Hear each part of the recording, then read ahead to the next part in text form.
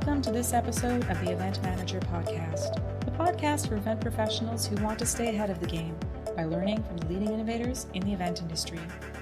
My name is Angela Tupper, and I'm the Deputy Editor for Event MB. In this episode, titled Why London's Event Industry is Booming Again, I had the pleasure of speaking with Tracy Halliwell, Director of Tourism and Convention Bureau for London and Partners. In this episode, Tracy discusses how London's meeting and event sector is growing exponentially and how this rebound relates to larger industry trends. Topics include whether event attendance is already happening, how London's sustainability initiatives are changing the game, when global business travel will return to pre-pandemic levels, how to pick hybrid event-friendly destinations, and the value of government programs like subvention and event insurance. I hope you enjoyed today's discussion, and I invite you to check out previous episodes of the Event Manager Podcast with tips and insights from some of today's most influential event professionals. You can find all the episodes on our website or subscribe through your favorite podcast service. And now for a quick message from our sponsor, Canopy.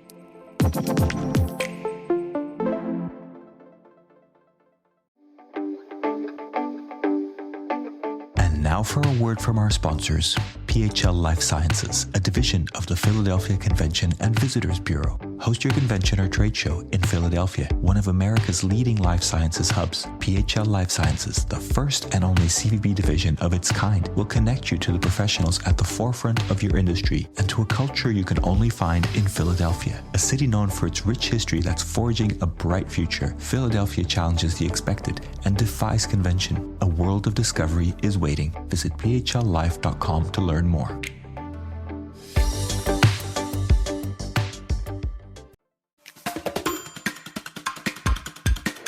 I'm here today with Tracy Halliwell, Director of Tourism and Convention Bureau, London and Partners. Thank you for joining us today, Tracy. How are you?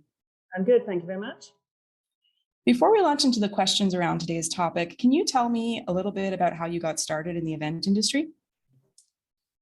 Wow, that was a long time ago. I did a degree in hotel and catering management and got into hotel sales and marketing originally. That was what I graduated and went straight into a hotel company and spent over 20 years doing that. I spent a bit of time in America, so I worked in the US market as well as in London and in the UK, and got into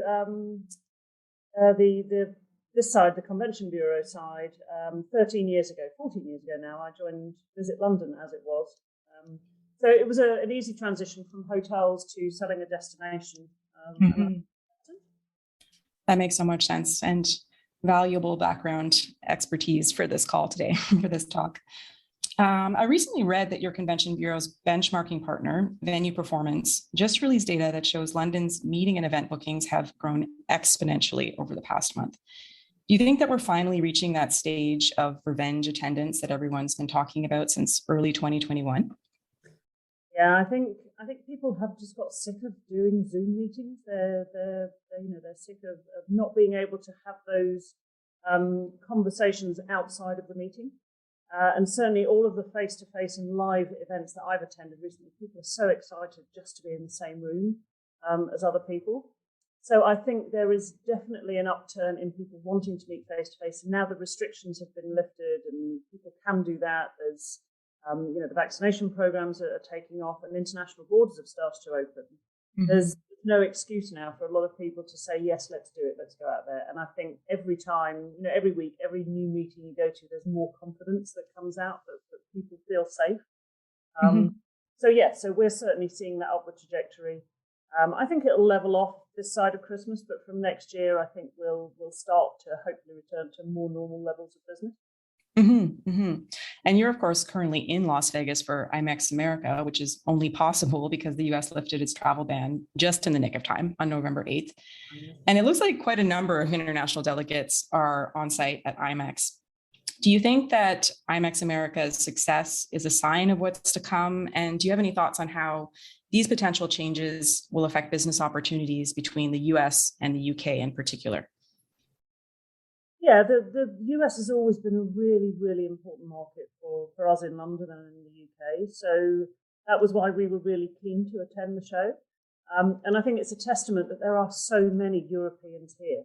And there's great stories of how people have got here. They haven't let any barriers get in the way, and they have got on planes and travelled all the way across the States to get to the show. So it's not just the Brits who are here, there are a lot of Europeans. And I think that just shows how key this market is for us. I think it also, it's great that the Americans are so happy to see us here.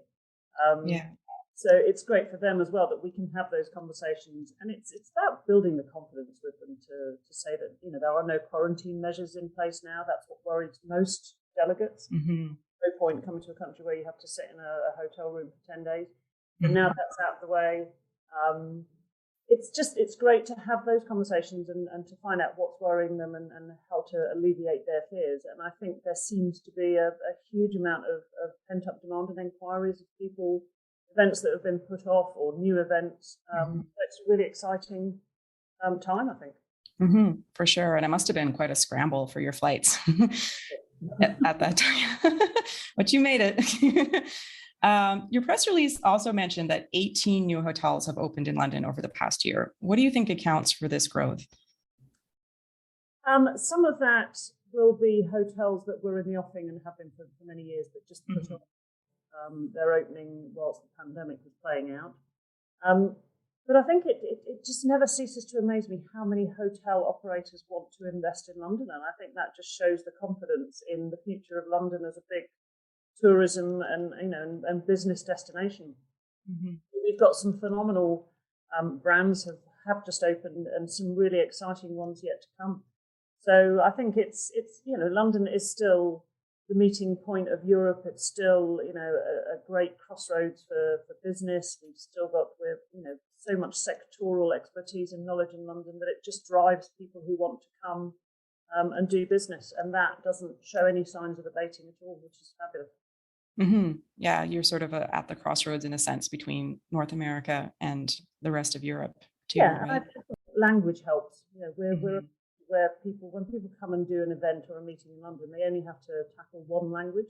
Go to lots of European destinations, that's not necessarily the case. So it does gives people more confidence to host events because it's in their own language and they understand the culture and so on. Yeah, no, for sure. There's also been a lot of talk around the idea that the pandemic was a chance for businesses to reset, realigning their objectives to more sustainable goals. And especially with COP26 concluding this week, sustainability is on everyone's mind. Can you tell me a little bit about how London venues are working towards these new priorities? Yeah, I think it was something that was fairly high on their agendas anyway. So we had a lot of companies, particularly in the hotel space, who've been looking at their use of plastics and food service and food waste. So there was a lot of work already happening in that space. I think what the pandemic did was, though, it really drove home that this wasn't just something we were looking at anymore. This was something the world was looking at.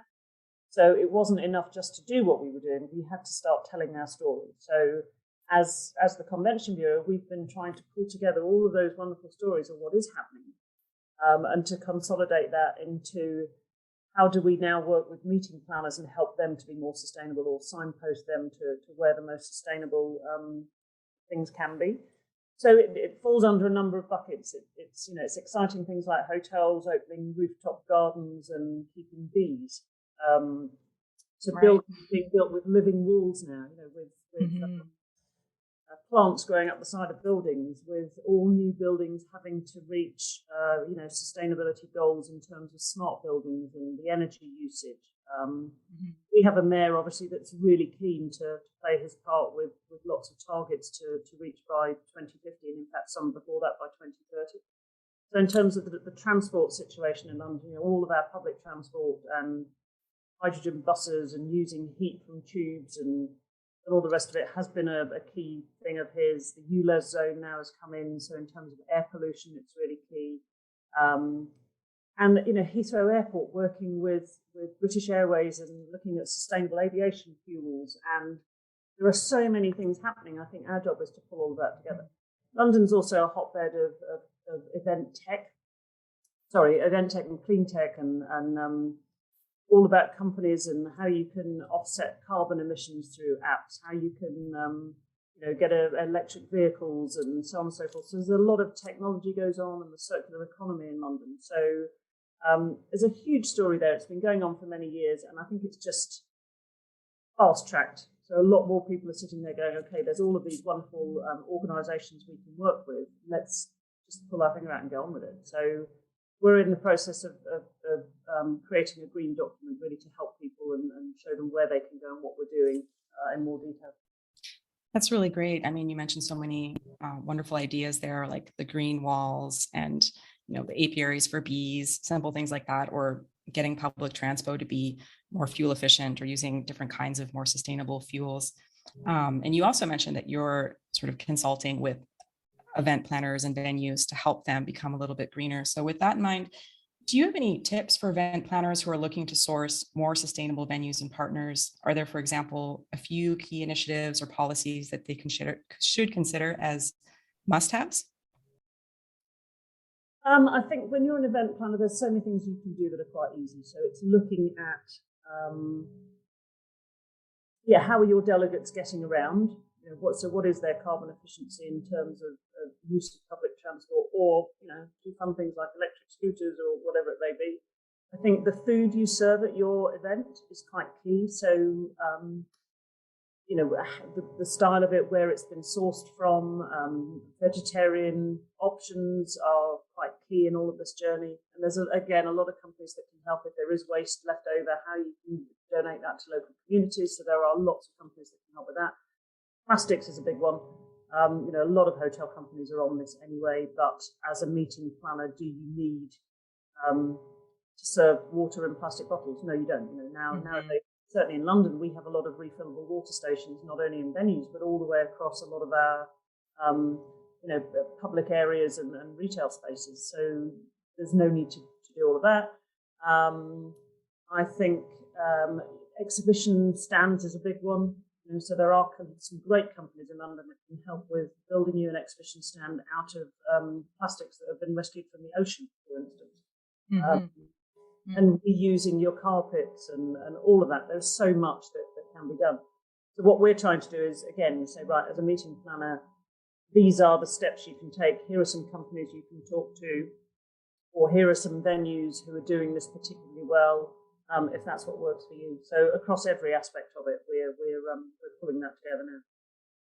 Yeah, I mean, we just had a great interview with Karina Bauer that Lori Chaffee did on our behalf, and she was mentioning that IMEX is using recyclable carpets. So many little things like that you can do to reduce your impact, your footprint. Are you ready to celebrate your successes in the world of meetings and events? The Skift Meetings Awards are back for 2024, recognizing the most innovative business events companies across 15 categories, and we want you to be a part of it. Winners will feature on Skift Meetings, sending a clear signal to events professionals around the world that these are partners they can rely on. The final deadline for submissions is June 11th. We encourage you to start your submission today to secure the best entry rates. For more information and to start your submission, head to live.skift.com. Of course, IMEX is also a hybrid event. And while it's been super successful, and there are a lot of encouraging signs that the industry is starting to rev up to a full recovery, there's still some uncertainty about the future, right? And that's part of the reason that so many event organizers still have their sights set on hybrid events for 2022. So with that in mind, what are your top tips for event planners looking for a hybrid event-friendly destination? I mean, you'd mentioned that London is also kind of a tech center. You mentioned that in the context of sustainability, but what about in the context of hybrid events? Yeah, we, again, I think a lot of venues in London were already quite well advanced in the space, but during the pandemic, a lot of them took the opportunity to upgrade all of their facilities on the basis that hybrid may become a thing of the future, or nobody knew how long this pandemic was going to last.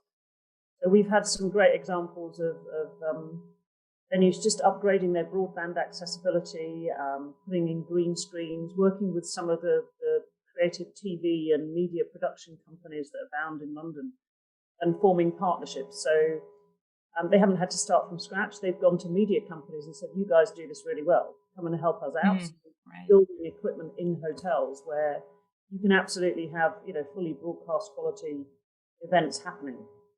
So we always saw the opportunity of London could become one of the hybrid event capitals of the world.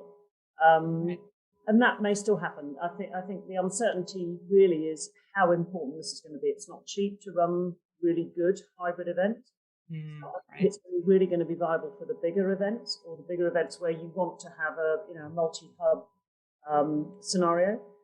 But whichever way it goes, what we've got in London is hotels, we've got big venues, we've got small venues that are all ready to take this on board. So whichever direction it goes, I think London will play a part in it, because so many of our venues have done so much work in this space.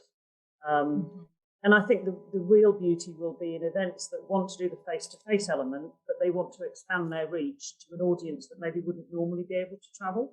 So all of those people that do work from home or can't, find accessibility quite difficult.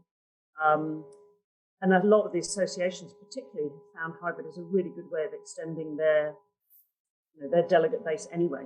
And that then attracts more people for their next event the next time round. Right. I mean, there can definitely be a business case for hybrid events, but I see also what you're saying about them adding an extra expense in terms of, the AV team and the live streaming tech and all of that. Speaking of which, I know that the UK has a business events growth program, and a number of other European cities have subvention or subsidy programs of one kind or another, and they're designed to create incentives for events to come to their cities. What are your thoughts on this kind of initiative? Do you think it's necessary at this time, or do you think it could potentially create unfair competition among destinations? It's a difficult one. We unlike many destinations, don't have huge amounts of money available to subvent events. I think certainly in London, we're such a busy destination that the public purse has always been used for other things, whether that's in policing or housing or medical or health are more important to spend our money on. So I think we'll never have huge amounts of subvention funding. What we tend to do is to sell London on the back of the fact that actually, if you come and bring your event to London, you can probably get a higher ROI, because you're going to attract more delegates to come. You're going to attract a higher level of speakers. You're going to attract potentially a higher level of sponsors. So there are other ways of making money than just by throwing a subvention fund at something which, if the event's not going to work in your destination unless it has money underwriting, it's not going to work. It's not the right destination to come. Right. So I think, does it create unfair advantage? Not for the right meeting planner. I think the right meeting planner is going to go to the destination that's going to work for their event, whether or not there's a subvention pot behind it or not. Right. That makes sense. Very insightful comments there for sure. The UK government also made headlines recently when it launched an event insurance program through private partnerships. Do you think that this initiative has helped to spur the growth in London's business events? Has it up till now? I'm not sure. I think it will. I think some of the things that I'm hearing here at IMEX are, excuse me, that it is difficult to get insurance now, COVID related on an event. So meeting planners do think twice, particularly when we're still in that back end of the pandemic. Is it completely over? Isn't it over? Yeah. So I think absolutely this will help, because this is an insurance policy that will protect a meeting planner against government-induced COVID shutdowns, which is what most insurance companies won't insure you for now. So I think it's a great initiative, and I think it absolutely will help. Yeah, definitely coming up. Yeah, I mean, I think it's almost an understatement to say it's difficult to get event insurance now. It's almost impossible, like you said, for cancellation related to COVID regulations in particular. So lots of really great thoughts there. I wanted to finish with a question that's a little bit more open. From the perspective of North American event planners, what are the advantages of hosting an international event in London? So you've already touched on this in many ways. You've mentioned how you have really great sustainability initiatives throughout the city, not just at venues and hotels, but in the public sphere in general. And on top of that, you have a lot of tech, and it's an English-speaking place. Is there anything else that you wanted to add that might kind of set London apart for the North American audience in particular? I mean, they're the main thing. I think London never sits still. So there are always, any meeting planner always wants something new and different. And London can always deliver that. So whatever you're looking for, you'll always find something to match in London. So whether it's new hotels, new product, new venues, new ways of doing things. I think the other thing that London did very well during the pandemic was a lot of our restaurants and bars and hotels created outdoor spaces. So suddenly London became, for me over the summer, a really European cafe culture destination that I don't think we'd seen before. So that's something new that people would not have experienced as much in London as they will moving forward. I think our whole policies around sustainability will help meeting planners because, they are going to be forced more and more and more to achieve sustainability issues that they're servicing or from their own companies in general, as the UN sustainability goals get pushed down. So I think we can help meeting planners achieve those goals. And that the sectoral knowledge in London has always been key for meeting planners in terms of attracting delegates. So we have a big delegate base of whether you're in the tech sector, whether you're in banking, whether you're in the legal world or the pharma and healthcare services and life sciences. So London's always been a pool for attracting the right delegate base. We've also got a really avid consumer market in London and the surrounds. So people bring their events here because you've got people who are going to listen and who are going to buy. So product launches and all the rest of it. Mm-hmm. And that won't change. We've still got a really diverse population in London. So if people are testing things out, it's a great destination to come and do it. But I think overall, it's going to be that culture. It's the history. It's right. the familiarity that the Americans have with the UK market that I think drives them to come and have their meetings with us. Mm-hmm. Yeah, and that human capital element you mentioned is irreplaceable. I mean, obviously, that's a huge draw. The resources you have in terms of the skills and the professions, and also, like you said, the consumer base for sure. And, things like London Bridge and all of those attractions that are, yeah. And I mean, I didn't know that London had started creating outdoor spaces. I guess maybe your milder climate, even though it can be a bit rainy, is an advantage there. I'm in Montreal, Canada. So not too many outdoor venues in the wintertime here. So I guess that's one added advantage. Advantages of getting slightly warmer. Yeah. Yeah. Okay. Did you have any final thoughts that you wanted to add before we say goodbye to the audience today? No, I don't think so. I think it's just, for me, we're on the edge of fingers crossed, everything's starting to return back to normal, and London's ready to play our part in that space again. So that's why we're here. Yep, exciting times for sure. Okay, thank you so much for joining me today, Tracy. It's been a wonderful talk. Thanks for having me. Thank you for listening to this edition of the Event Manager Podcast.